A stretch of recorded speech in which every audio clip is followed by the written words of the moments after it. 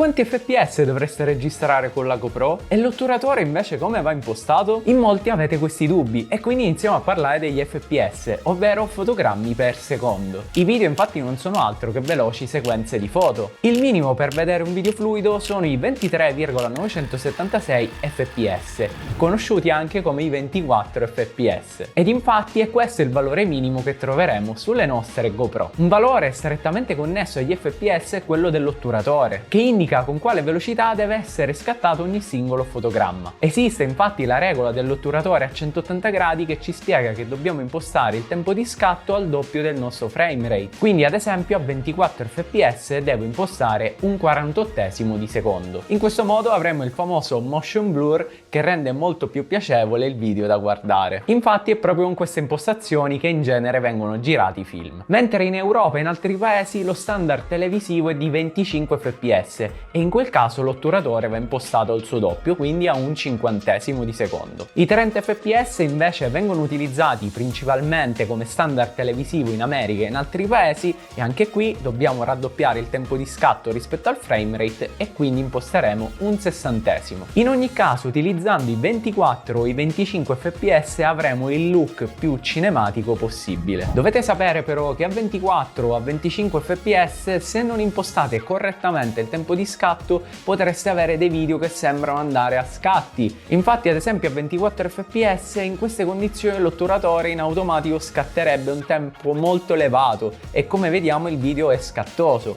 Al contrario a un 48esimo di secondo notiamo il motion blur ed il video non va più a scatti. Questa stessa regola vale per i 30 fps, ma in questo caso se impostiamo un tempo di scatto automatico o comunque veloce, anche se perderemo il motion blur, il video sembrerà fluido. Ed è per questo motivo che consiglio utilizzare i 30 fps con l'otturatore in automatico per la maggior parte di voi. Infatti, se non dovete realizzare un progetto particolare o un lavoro professionale, i 30 fps in automatico sono la scelta migliore perché vi eviteranno tanti grattacapi e comunque otterrete dei bei filmati. Ora però, se avete voglia di usare la vostra GoPro a 24 fps a un 48esimo di secondo per avere un effetto super cinematico, dovete sapere una cosa: la stabilizzazione ne risentirà parecchio. In questo momento sto usando la Hero 10 che sembra gestire un po' meglio la situazione rispetto ai modelli precedenti, ma in pratica se vi muoverete molto il video risulterà mosso. Quindi se dovete fare sport estremi o comunque programmate di fare video molto movimentati è una cosa che dovrete tenere a mente. Infatti a 24 fps non conviene utilizzare la stabilizzazione a massima potenza, ma conviene scegliere un valore più basso o magari disattivarla del tutto. Ma adesso vi starete chiedendo però, e i frame rate superiori a 30? Da un punto di vista professionale vanno utilizzati solo ed esclusivamente per i slow motion. Quindi ad esempio a 60 fps imposterò l'otturatore a un 120esimo di secondo, ma poi rallenterò la clip in post produzione. Lo stesso vale per i 120 fps, i 240 fps ed eventuali frame rate superiori. Ma se il look dei 60 fps vi piace e dovete fare un video delle vacanze o comunque solo di un ricordo che rimarrà per voi, nessuno vi vieta di utilizzare questo frame rate per poi riprodurre il video a velocità reale senza fare uno slow motion. Superati i 60 fps comunque i video vanno rallentati. Certo, poteste registrare a 120 fps per riprodurre il video su una TV ad alti hertz o magari su uno smartphone che supporta magari 120 Hz, in modo da godere di questa fluidità, perché chiaramente riprodurre un filmato con frame rate superiori ai 60 su un monitor normale che di base sono a 60 Hz non ha molto senso. Ma questo è tutto un altro discorso e chi lo sa, magari un giorno lo affronteremo. Quindi ricordiamoci che i video per avere un look standard o professionale devono avere un massimo di 30 fps. Una cosa fondamentale che dovete sapere è che non dovete mai mixare frame rate differenti. Infatti ad esempio se andrete a esportare un video a 25 fps tutti gli altri filmati a velocità normale dovranno essere a 25 fps.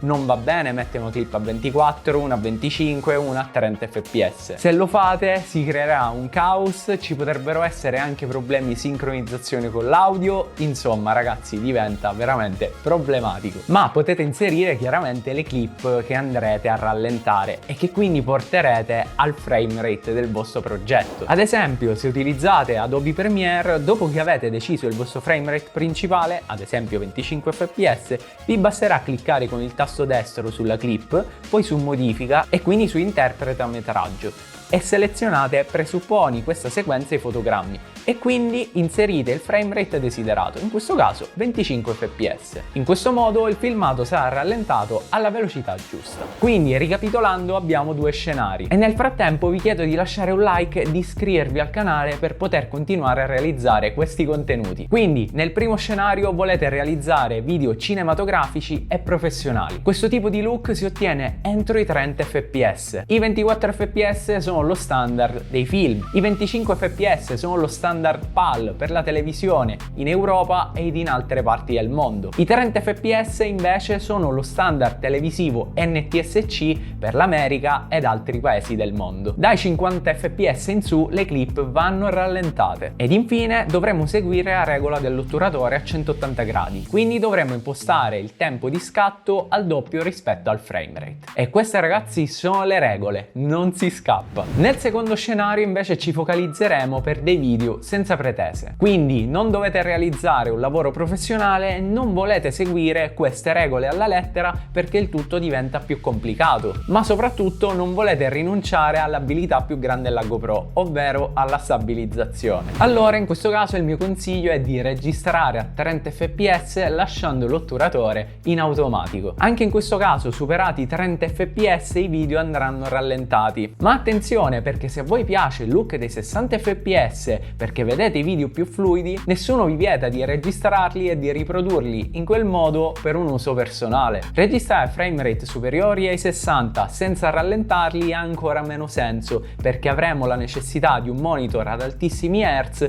per poter godere effettivamente di quella fluidità in più. E se vi state chiedendo come registro i miei video con la GoPro per YouTube, uso sempre i 30 fps con l'otturatore in automatico. Poi sfrutto anche i 60 ed i 120 fps per fare gli slow motion. Questo perché così ho molta più flessibilità e posso sfruttare la GoPro per quello che è, ovvero una action cam. Potete trovare degli esempi sul mio secondo canale YouTube Hiker Soul. Però ragazzi dovete sapere che a 30, 60, 120 e 240 fps potreste incontrare del flickering perché fanno parte dello standard NTSC che viene utilizzato, come abbiamo detto, in America e in altri paesi del mondo dove la corrente è differente dalla nostra. Noi in Italia, in Europa e in altri paesi utilizziamo lo standard PAL, quindi i 25, i 50, i 100 fps e così via, che si adattano alla nostra corrente. Quindi se noi qui in Italia utilizziamo standard NTSC, in questo caso i 30 fps, potremmo riscontrare del flickering con qualche luce artificiale. Ad esempio però a casa mia, registrando a 30 fps, solo una lampadina dà questo tipo di problemi. E considerate anche che i faretti LED che potreste utilizzare per illuminare una scena con la GoPro non danno in media questo tipo di problemi. Infatti, anche se comunque sconsiglio come sempre utilizzare la GoPro